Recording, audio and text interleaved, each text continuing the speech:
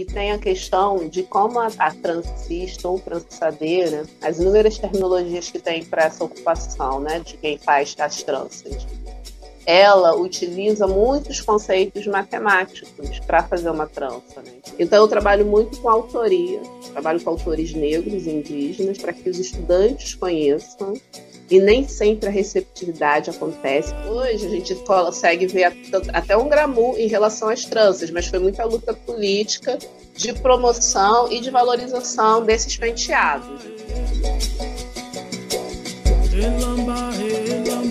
Ancestralidade, identidade, cultura, Minas Negras Gerais. Ela nasceu Luane Bento dos Santos. É doutora em Ciências Sociais pela PUC-Rio. Ela é mestra em Relações Étnico-Raciais pelo Cefet, também do Rio de Janeiro. Ela é diretora e roteirista do curta-metragem Memórias Trançadas, de 2022. Ela é pesquisadora de relações étnico-raciais, étnico-matemática dos cabelos trançados e estética negra. E é sobre esse assunto que eu converso hoje com a carioca Luane Santos. Ocolofé, Luane. Ocolofé Olorum. Obrigado pela presença. Obrigada a vocês pelo convite. Acho que a gente tem que fazer essas redes mesmo, né, esses diálogos, porque a internet ajuda muito também a gente falar sobre as nossas pesquisas, sobre a nossa luta, né? É muito importante o canal, né, a própria militância de vocês atinge bastante gente.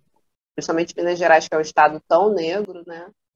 E que das experiências que eu tive ao ir, senti muita questão colonial muito pesada ainda, né? Então a gente precisa trazer uma imagem cada vez mais positiva. Assim, eu estive em Ouro Preto e Mariana nos anos de 2013 e assim, senti isso, né? Assim, muito... algumas coisas me incomodaram bastante. Então acho que a gente tem, quanto mais a gente promover nossa cultura, melhor. Sem dúvida. Eu sinto a mesma coisa quando eu vou ao Rio, sabe? A história Minas-Rio, né, já é antiga. Né? Os nossos povos, né, têm essas raízes, né? Visibilidade da gente nesses estados, né, no Brasil, é Exato. muito grande. Nós temos aí a Estrada Real, né, Caminho Novo, Caminho Velho, por onde o nosso povo passava acorrentado para subir as montanhas de Minas para vir aqui trabalhar, né, saindo aí do Valongo. E a história vai, a história vem. Mas o que eu quero te perguntar aqui hoje é o seguinte: a etnomatemática dos cabelos trançados. A gente está falando de culturas milenárias herdadas dos nossos antepassados. Eu queria que você contasse um pouco para a gente sobre isso. Sim, assim, primeiro falar, né, o que é etnomatemática, porque é um termo que às vezes por conta do etno muita gente não entende, mas assim, entender que todo povo tem uma forma de matematização, né, de contar, de medir, e que até essa matemática ocidental ela é uma etnomatemática, né, e tem muita apropriação também, né, de conhecimento de outros povos, e dentro dessa matemática não reconhece esses acúmulos e toda a produção de outros povos. Então, assim, quando a gente está falando de etnomatemática, a gente está falando de como a matemática está presente na vida do ser humano, né? Porque a matemática ela é tão humana, é uma ciência tão humana quanto história e sociologia. Todos os povos utilizam de algum conhecimento matemático e todas as profissões e até as crianças, elas também têm a sua própria matemática. Então, assim, quando a gente fala de matemática nos cabelos trançados, né, especificamente, assim, vários povos usam tranças, mas eu especificamente me debrucei em estudar as tranças, a tecnologia de trança que foi pensada para os cabelos afros. Então, já é esse o recorte, né? Porque essas coisas cansativas de um país como o Brasil, colonial, em excesso, mas vários povos têm trança. Sim, mas eu estou falando de uma tecnologia capilar, um jeito de trançar que foi voltado para cabelos crespos, encarapinhados, cacheados, cabelos não lisos e nem anelados.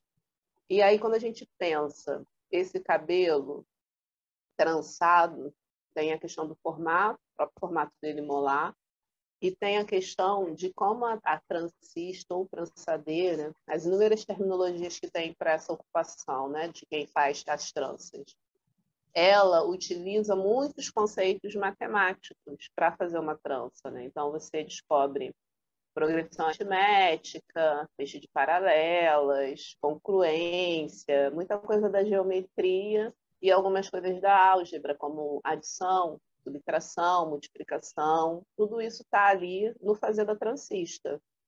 Só que não numa perspectiva muito dessa matemática, dessa etnomatemática ocidental, que você precisa demonstrar e nomear, né? A transista muitas vezes ela passa aquele conhecimento para outra transista, mas ela não fala, olha, eu agora tenho que fazer uma progressão aritmética de razão 2 ou razão 1 crescente para fazer a minha trança nagô, solta, minha trança rasta, box braid. Ela vai lá e faz e mostra, ó, vai ter que aumentar de 1 em 1, vai ter que aumentar de 2 em 2. Então, assim, existem muitos conhecimentos matemáticos nesse fazer. Os etíopes, por exemplo, os povos afars, eles não foram escravizados, né?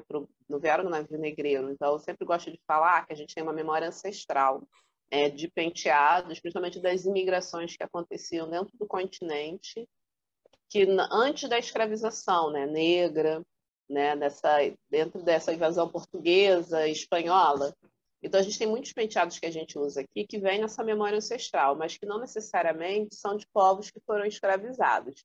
Como a gente tem penteados de povos que foram escravizados, e eles são penteados que foram ressignificados, ganharam outros sentidos.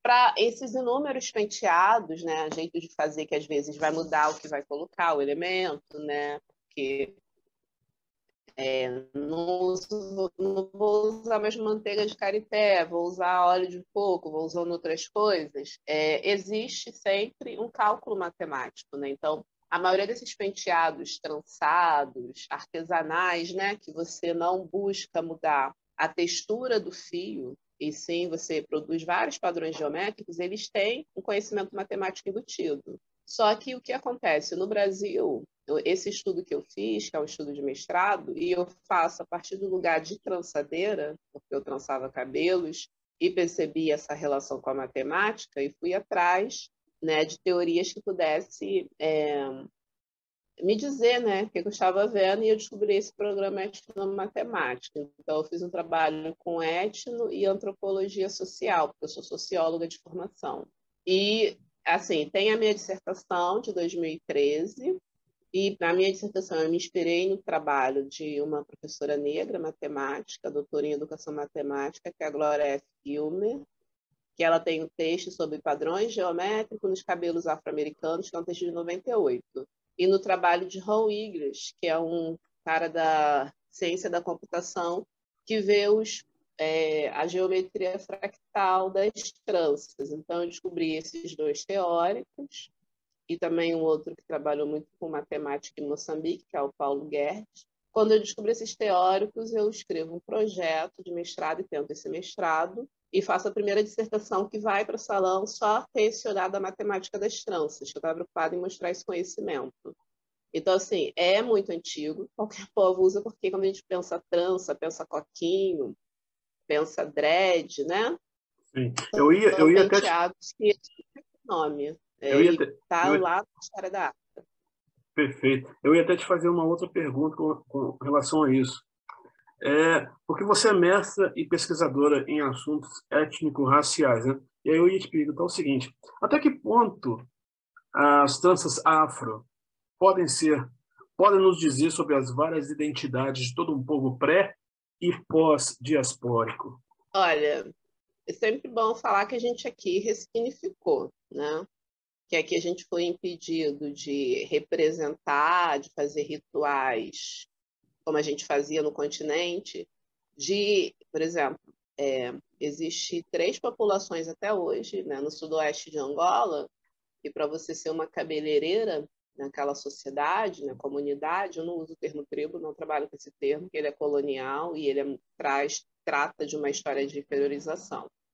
Então, para essas 3 sociedades, que eu até citei agora recentemente na tese, o lugar da cabeleireira é tão sério de quem vai fazer a trança que você passa pelo ritual iniciático, né? Você é escolhido para exercer aquele ofício e você passa pelo ritual iniciático.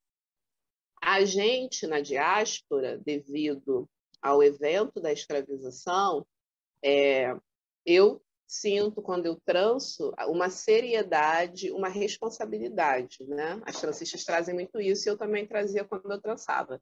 No entanto, eu perdi essa conexão, nem sei mais que isso existe, mas eu tenho uma memória ali que eu falo, eu me sinto muito responsável. Então, assim, a trança aqui, a trança, os coquinhos, o dread, muitas vezes a pessoa usa e ela não tem um repertório, um conhecimento de tudo que significava em vários povos no continente. Até porque livros sobre essa temática, filmes, assim, a gente tem pouquíssimos, né? Mas elas são usadas, né, principalmente a partir da década de 80, 90, tanto no Brasil como em América Latina, pelos movimentos negros, para afirmar orgulhosamente uma identidade negra.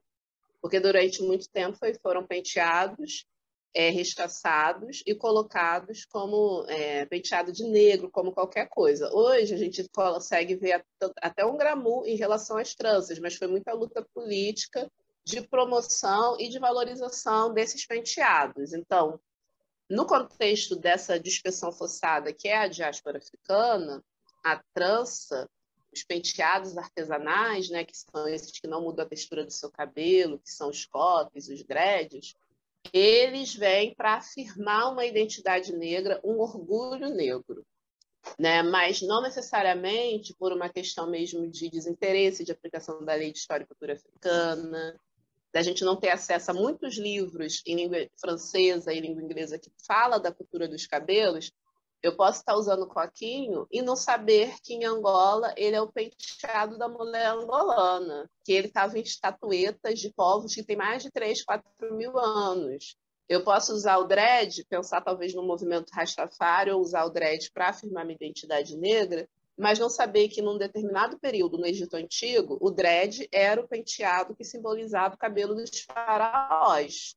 Mas, assim, não necessariamente as pessoas negras acessam essa história. Por isso que é importante a gente fazer esses bate-papos, dar a formação, para que as pessoas negras saibam. Olha, dread era penteado de faraó. A 12ª dinastia, existia um faraó que foi representado com dread, né? As tranças estão em todos os cabelos das mulheres, das rainhas do Egito Antigo.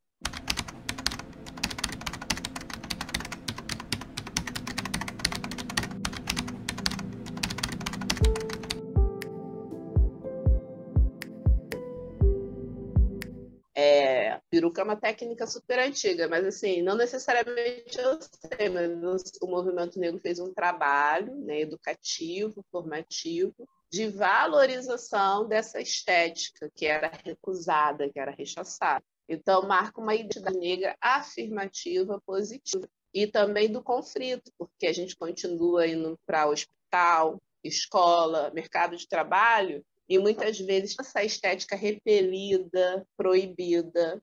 Então, usar continua sendo também uma afirmação e um ato político, né? Porque quantos processos têm sido abertos porque as pessoas não têm o direito de usar o seu cabelo? Fala para mim o seguinte, Memórias Trançadas. Trata-se de um curta-metragem, né, desse ano de 2022, ao qual você atuou como diretora e roteirista. Na minha avó, eu também vi um penteado de origem banto, os coquinhos, enroladinhos ou carrapicho, como fala em Angola. São essas memórias que eu trago presentes da minha avó. A memória do trançado, a memória do cabelo, das tecnologias ancestrais capilares. Eu queria que você falasse um pouco para a gente sobre esse trabalho. Então, eu escrevo sobre cabelo. Eu trancei cabelo das pessoas muitos anos e sempre ouvia relatos, né? Então, minha monografia da primeira graduação que eu fiz, eu sou bibliotecária também, a minha primeira graduação é em Ciências Sociais, que me valida para dar aula de Sociologia. A minha primeira graduação eu falei sobre cabelo.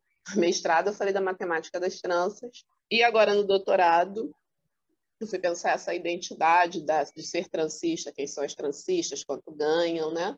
Para pensar mesmo políticas para esse grupo ocupacional e a questão da invisibilidade, enfim. E quando eu vou fazer essa tese, né, em 2020 eu tinha que entregar o exame de qualificação, que é o que eu pretendia escrever, foi um processo muito difícil, porque a gente estava na pandemia, né, e para mim estava sendo muito difícil escrever. E aí eu precisei realmente fazer uma imersão nas minhas memórias, nos meus sentimentos, né? Tudo aquilo que o cabelo representava para mim e porque eu escrevia sobre aquilo. Então, eu comecei meu exame de qualificação bem diferente da minha tese, porque eu venho justificando por que aquele tema é importante e como ele está relacionado com as ciências sociais. Eu vejo que ficou muito rico, porque eu fui acionando várias memórias dentro de mim, e aí eu lembro que em 2021, um amigo do doutorado me manda um edital de uma organização que queria textos, podcasts, curta-metragens sobre racismo. E aí eu falei, eu vou fazer, mas eu não quero começar a narrativa do cabelo e dos cuidados do cabelo pelo racismo. Primeiro eu quero mostrar os nomes, os significados, a relação de afeto, de cuidado, que mesmo no contexto de muito horror, de muito sofrimento, a gente manteve, né? Porque você se sentar, eu me lembro de ver colegas com cabelo destruído e falar, vamos lá em casa para eu te trançar, né? E essa ideia de cuidar do outro, essa coisa que as transistas têm de receber, de cuidar, né? E aí eu falei assim, eu quero fazer um filme que comece por essa narrativa do afeto. E aí eu conversando com meu amigo, vamos fazer um curta. Aí a gente começou a produzir, aí eu fui ler muita leitura, poesias, encontrei um trabalho maravilhoso da Lilian Rocha, que é uma militante negra do Sul, né, que tem um livro Menina de Tranças, e assim, eu usei muito na tese e vou usando assim. Aí eu falei, Bruno, que é o co-diretor, né?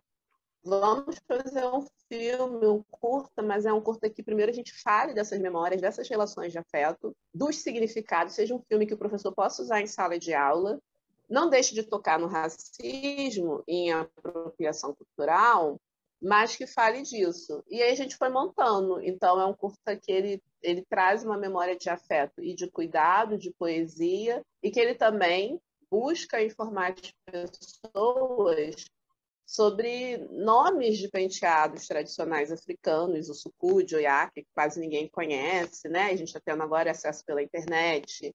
Saber que os coquinhos, né, eles têm origem ali dos povos que são considerados bantus, né? E que foram importantíssimos para a formação dessa africanidade brasileira, porque a nossa africanidade é muito banto.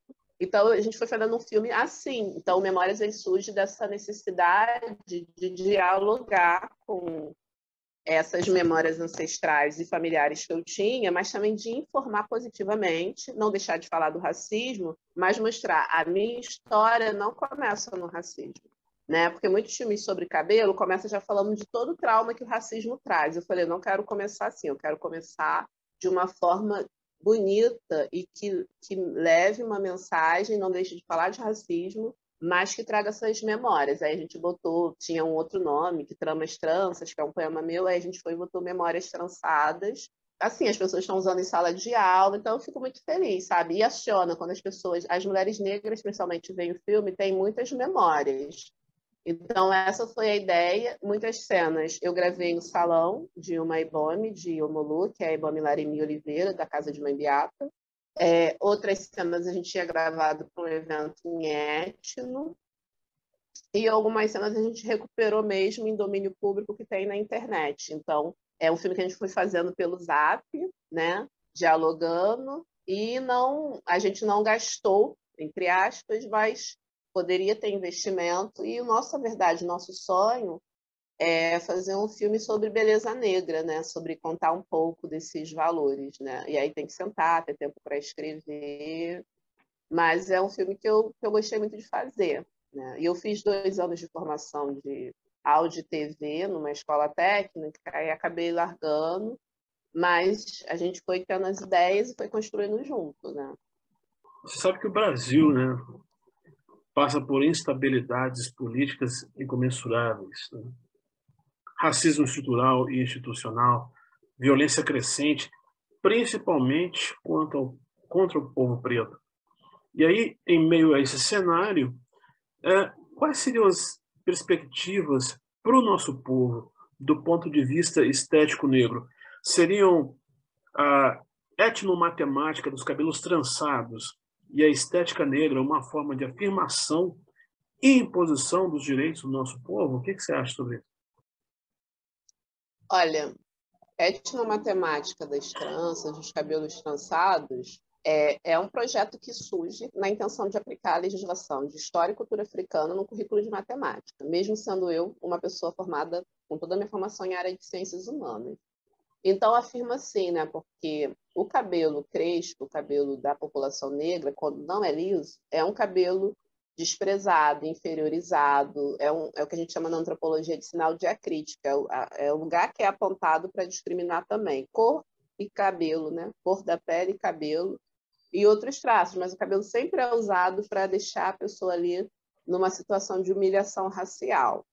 Então, a ideia é que essa trança, que muitas vezes nem é vista, as pessoas nem reparam, né? Porque quais são as ideias que pairam sobre esse cabelo? É que é um cabelo sujo, que é um cabelo não limpo, vários estereótipos. Então, a ideia é que esse cabelo, né, e essa parte que, para quem é de axé, como eu, é sagrada, que é a cabeça, e o cabelo está aqui nessa cabeça, seja que se olhe para ele como um lugar de produção de conhecimento. E aí, qual conhecimento? Estético, né? Porque nunca deixa de ser uma abstração artística, e de conhecimento matemático, porque eu posso aprender matemática fazendo uma trança. E aí, a trança pode aparecer no ensino médio para ensinar PA e progressão geométrica, como mostrou uma outra professora lá da Bahia, a partir da minha pesquisa. Pode aparecer no 9º ano escolar, para ensinar sequências recursivas e não recursivas com a trança já pronta. Pode aparecer quando eu estou começando a ensinar para as crianças operação básica, quando eu vou fazer a trança box braid, a trança rasta, eu mostrar que muitas vezes eu adiciono uma trança, eu subtraio, porque eu quero uma trança bonita, eu preciso acabar o serviço rápido. Vários motivos fazem a trançadeira somar ou diminuir ou multiplicar. Então, assim, pode sim, né, a etno ela também aparece nas diretrizes curriculares para ERE, História e Cultura Africana. E quando a gente leva isso para a escola, né, ontem mesmo, dia 28, eu recebo de uma escola do Ceará 28 de setembro. Imagens de uma professora de matemática para uma feira cultural de 28 de setembro, que ela trabalhou com as turmas dela matemática na parte cultural e social. Então, ela levou mulheres negras, pesquisadoras, para os alunos conhecerem. É uma escola em Fortaleza. Nome agora de cabeça eu não vou lembrar, a professora Jéssica Santos, trabalhou com as turmas de 3º ano a matemática das tranças. E aí me levou, né, enquanto a pessoa que pesquisou isso, e os alunos foram apresentando, falando das matemáticas possíveis.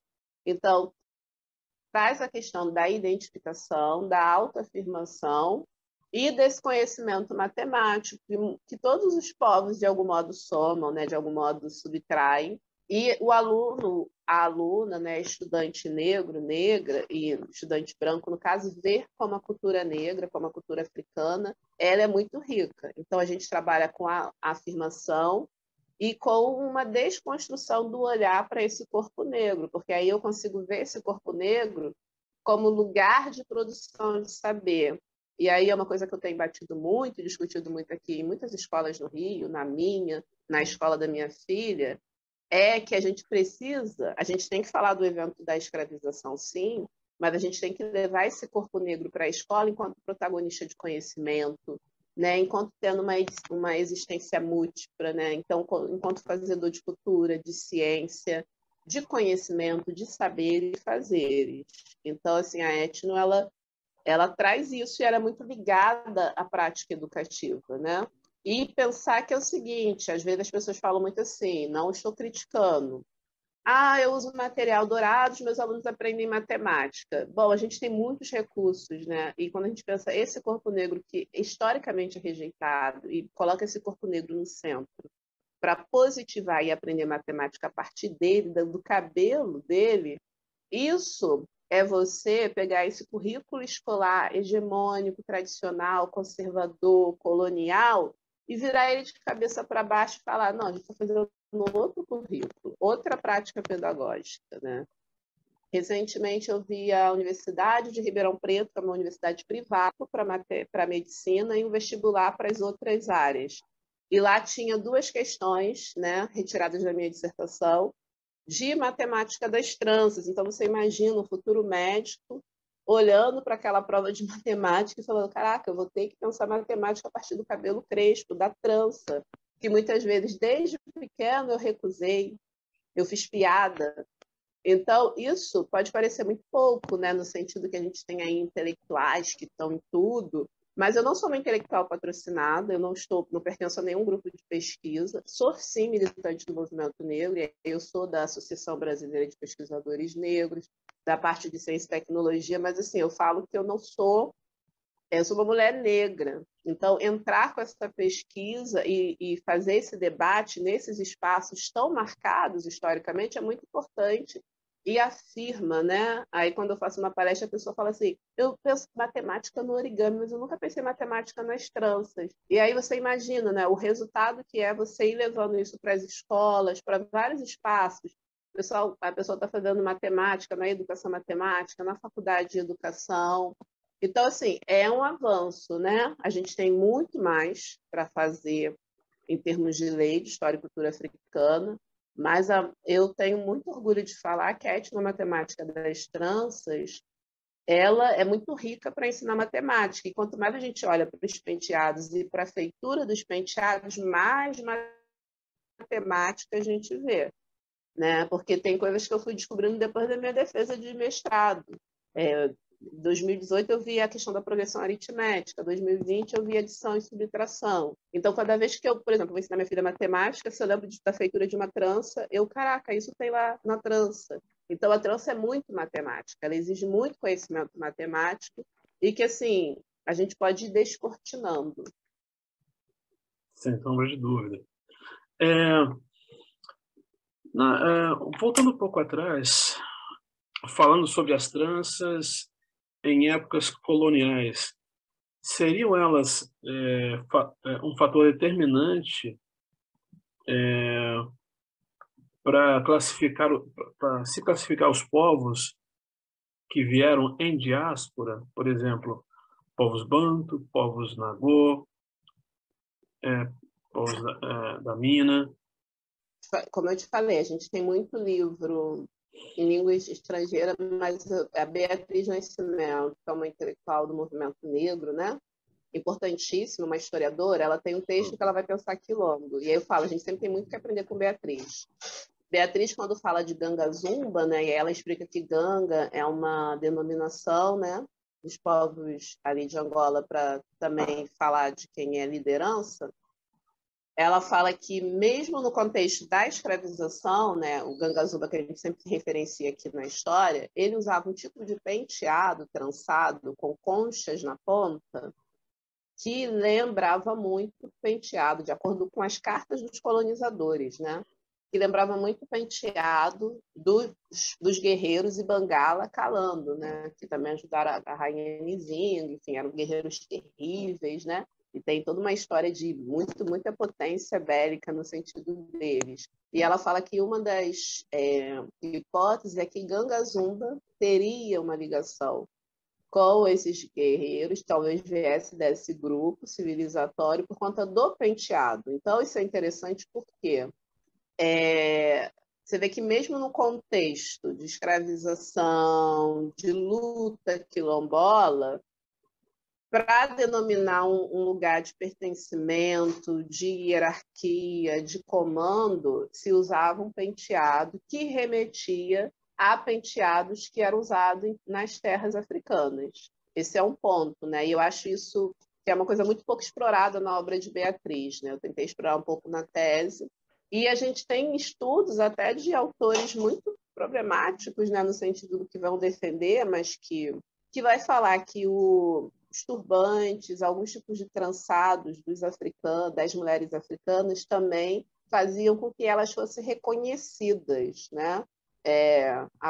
O pertencimento delas. Então, assim, só que é isso, né? Eu sempre digo que é possível contar uma história africana e afro-brasileira a partir do corpo e cabelo, mas a gente vai pegando daqui, pegando dali. Por exemplo, Os 9 Pentes de África, da Cidinha Silva, ali tem uma passagem que ela é um livro infanto-juvenil, mas tem uma passagem que ela fala que os próprios homens negros trançavam seus cabelos, guerreiros, né? Então, a que Cidinha se refere? Ela pode estar se referindo aos povos Ibangala Calando, aos povos de Massais.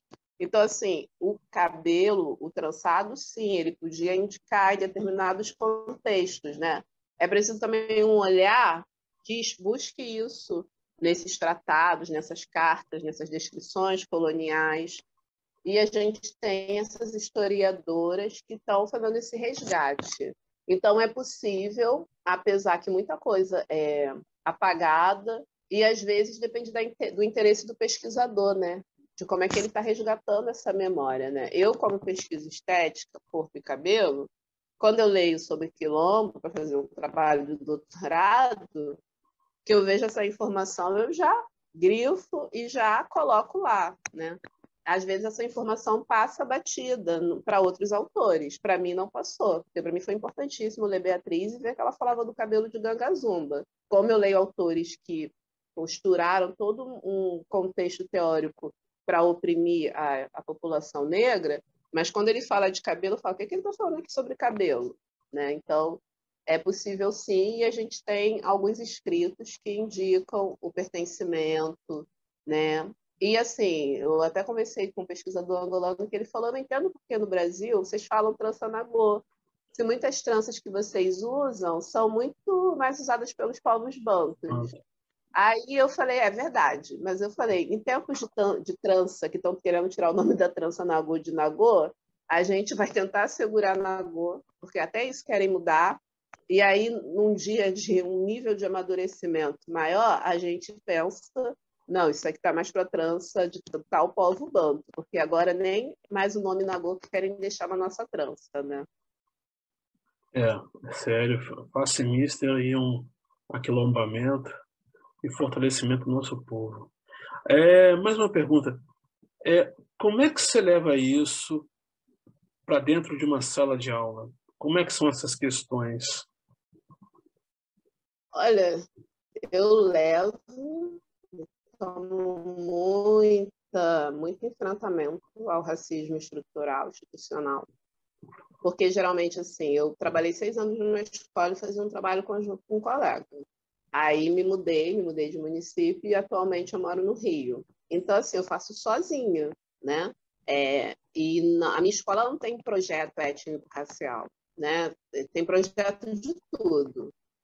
Mas aí agora, novembro, eles vão querer fazer alguma coisa sem entender que novembro é mês de resistência negra. Eu trabalhei as leis de história e cultura africana e afro-brasileira e indígena o ano inteiro. Então, assim, como é que eu levo? Eu sempre eu sou obrigada, por conta da reforma do ensino médio, a lecionar filosofia, porque eu fiz sem carga horária de sociologia.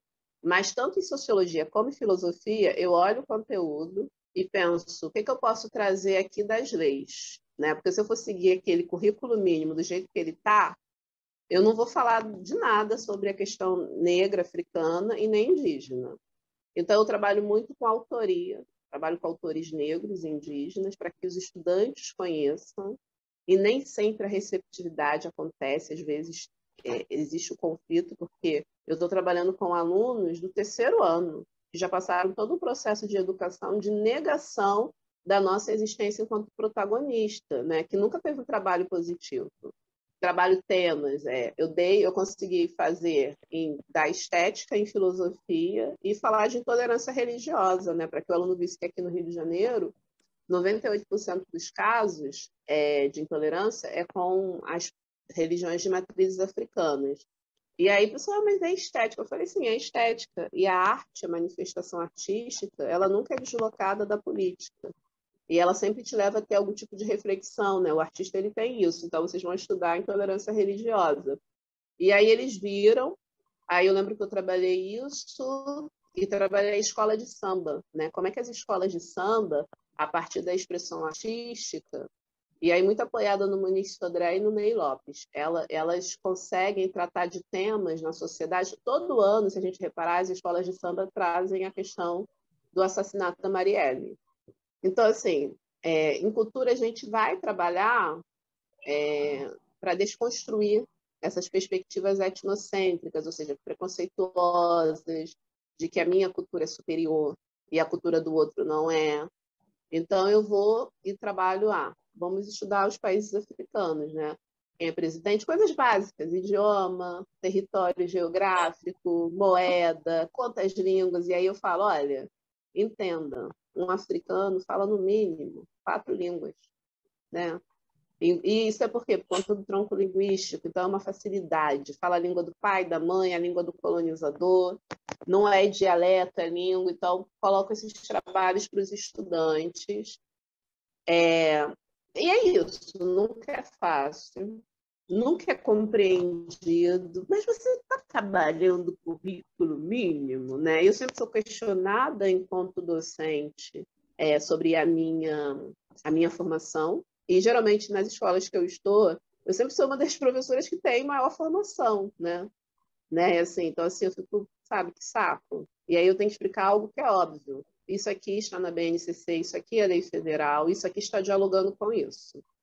Que as pessoas não entendem. Eu dou o que é considerado currículo tradicional, sempre agregando ao debate étnico-racial. Então, eu tenho trabalhado muito nessa perspectiva, né? Mas é muito difícil, porque as mentalidades são muito racistas, muito, muito conservadoras, e que se sentem extremamente ameaçadas de ver a narrativa e o protagonismo negro e indígena. Isso é fato. E se sente muito ameaçada com essa mulher negra que entra, porque eu sou uma mulher negra que eu não sou parda, eu não tenho cabelo menos crespo, eu não tenho traços considerados de branco, eu sou uma mulher negra, de pele escura, de cabelo crespíssimo, sou do santo. Então, é um corpo que, na imagem de muitos colegas, de pais, de estudantes, ele não deveria estar em frente a uma turma. Ele deveria estar ocupando os locais históricos de subalternidade. E para os meus estudantes, muitas vezes, por conta do enraizamento do preconceito, ele tem muita dificuldade de pensar uma mulher negra retinta, autoafirmada, do samba, e ainda fazendo, às vezes, doutorado ou doutora. Né? Para muitos estudantes é um susto isso, porque existe uma imagem negativa para as religiões de matriz africana, então, para eles, eu tinha que, no mínimo, estar desempregada. Né? Porque essa é a imagem que é colocada aí nesses programas de TV. E como é que eu posso ser do santo, ter uma profissão e ainda ser doutora? É muita coisa. Então, isso para o aluno sempre é um choque também, para o aluno, para a aluna, e para outros é também, nossa, a professora Luane. Eu tive uma professora negra que fazia doutorado, que era mestre, que agora é doutora. Né? Como eu tive uma experiência recente na Universidade Federal Fluminense, a UF, de palestrar e encontrar vários ex-estudantes meus. O dia eu não me lembro, tá? Mas foi agora em setembro. E quando eu chego lá, os alunos meus, muito emocionados de me ver e falar como foi importante fazer aqueles trabalhos, né? Como foi importante você dar oficina de tranças, você falar de autores negros e indígenas, porque só hoje eu entendo o que significava aquilo naquele currículo. Eu estava no primeiro ano e você falando disso.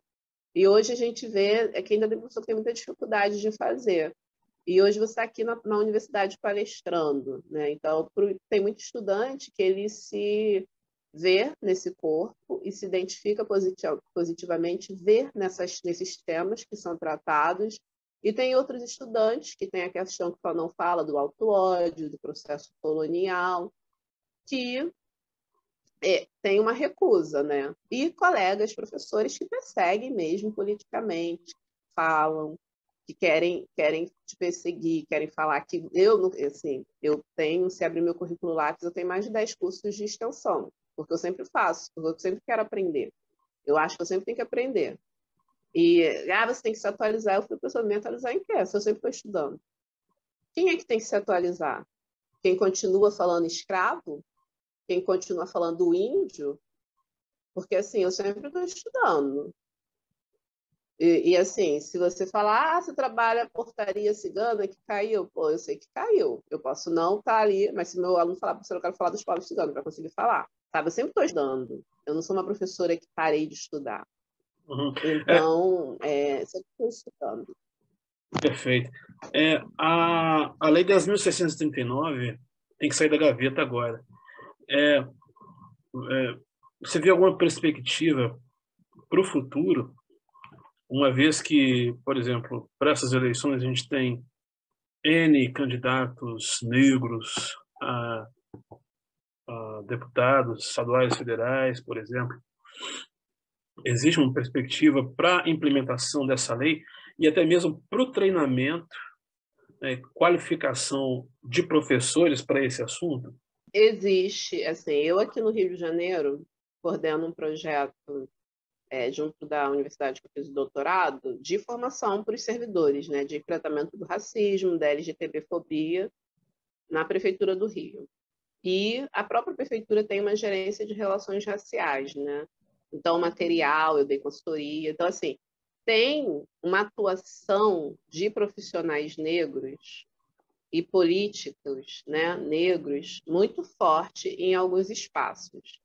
Mas o mesmo Rio de Janeiro também tem municípios que tem culto evangélico, que a lei o professor não consegue dar, o professor é perseguido. Então, quanto mais mandatos conscientes, né, entendendo que história e cultura africana, afro-brasileira e indígena é um direito, faz parte da gente construir um imaginário novo e democrático, melhor.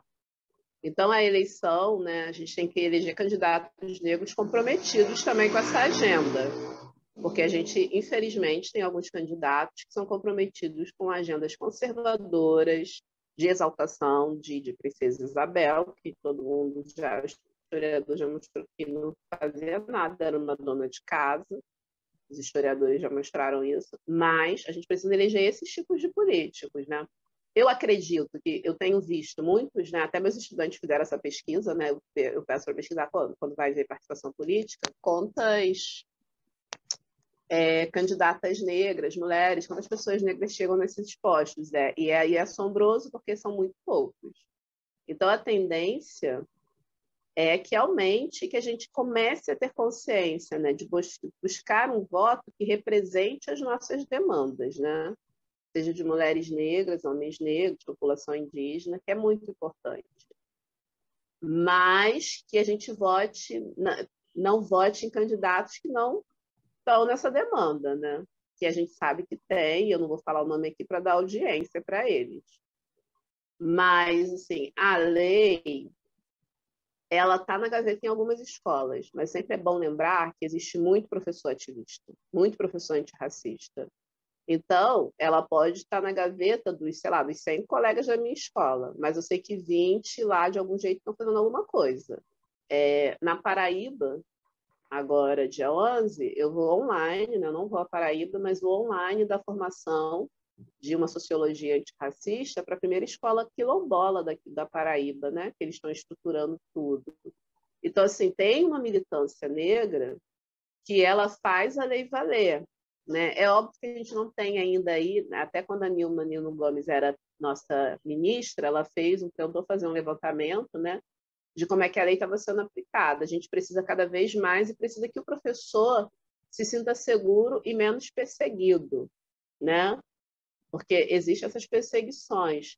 Mas é isso, assim, eu choro um dia, fico mal, aí eu digo que existe movimento ancestral, dos orixás, né, do Ebé que eu estou, da energia que minha mãe de santo passa para mim, dos meus ancestrais, e da força das mulheres negras da minha família, que fala assim, eu tomo uma porrada, eu sou perseguida, e no dia seguinte eu falo, tá, mas agora eu vou trabalhar fulano de tal.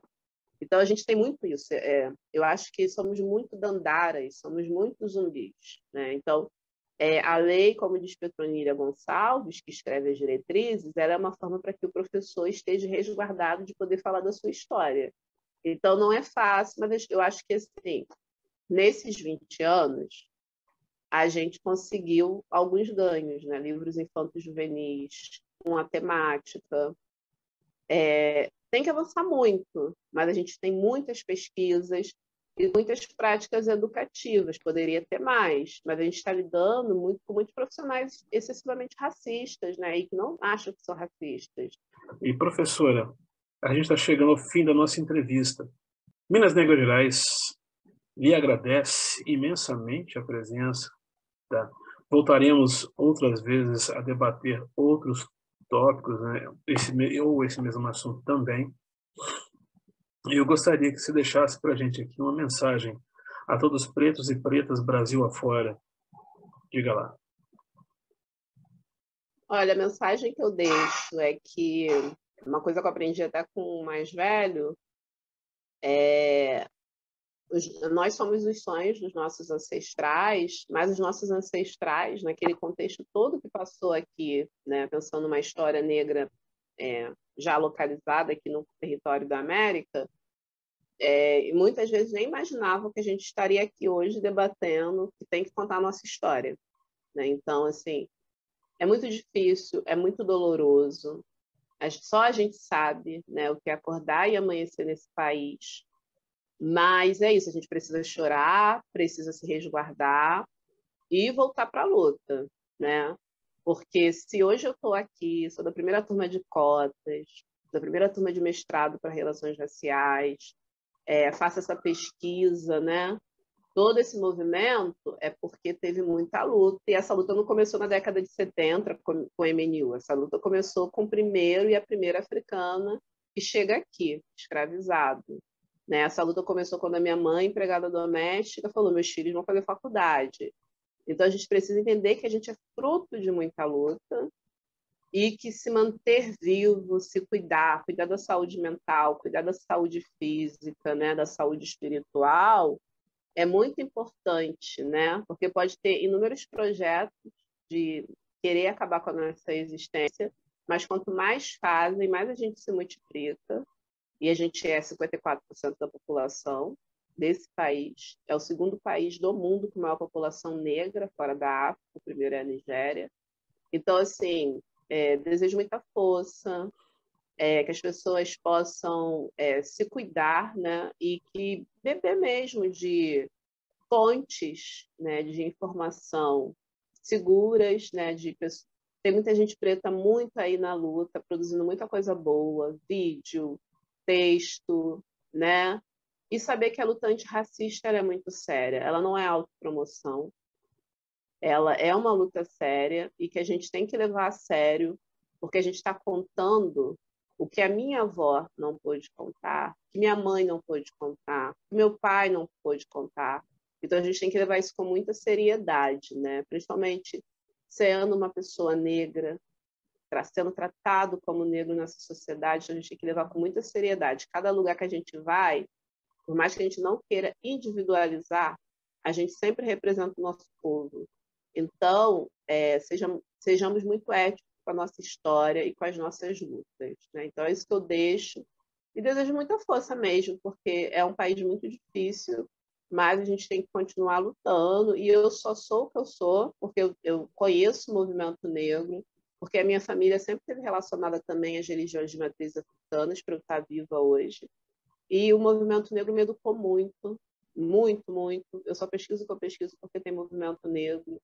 E foi o movimento negro que me deu força, que me dá força e que desvai, e que exige vaga na faculdade, professora preta. Então, assim, se eu tenho trabalho é porque o movimento negro exige cotas, enfim. Então, também reverenciar e respeitar esse movimento. Muito é preciso entender que a gente conseguiu muitos direitos porque tem movimento negro no Brasil. Maravilha! Conversei hoje com a doutora em Ciências Sociais, Luane Santos. Luane Santos é prova de um Brasil preto que dá muito certo. Força para nós! Valorize a cultura afro, a identidade negra, a ancestralidade e a pluralidade do povo negro. Apoie o Minas Negras Gerais. Pix minasnegrasgerais@gmail.com. Bora nos aquilombar!